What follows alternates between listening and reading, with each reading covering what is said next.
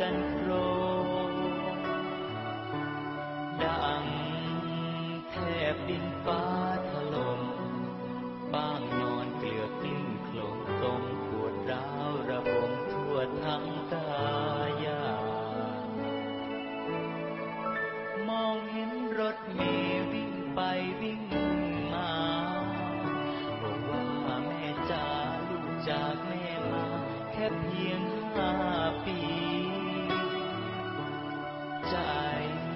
ลูกน้อยของแม่คนนี้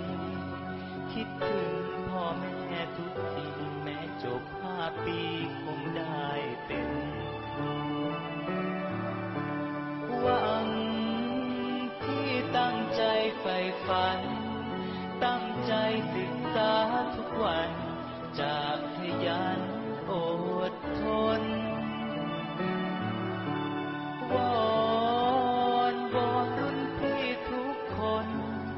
ดูแลนวลน้องหน้ามนทุกคนด้วยความปราณีหากแม่น้องมีผิดพลั้งพลาดไปพี่โปรดอภัยน้องเรียนเอกไทยตั้งใจมาเรียนฝึกทั้งพูดฟังอ่านเขียน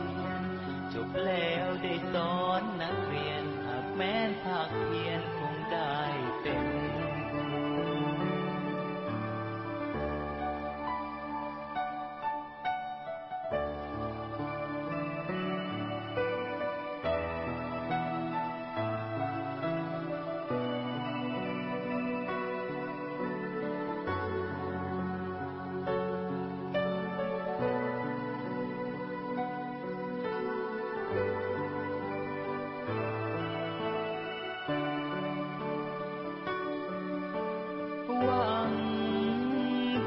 ตั้งใจใฝ่ฝันตั้งใจศึกษาทุกวันจะขยันอ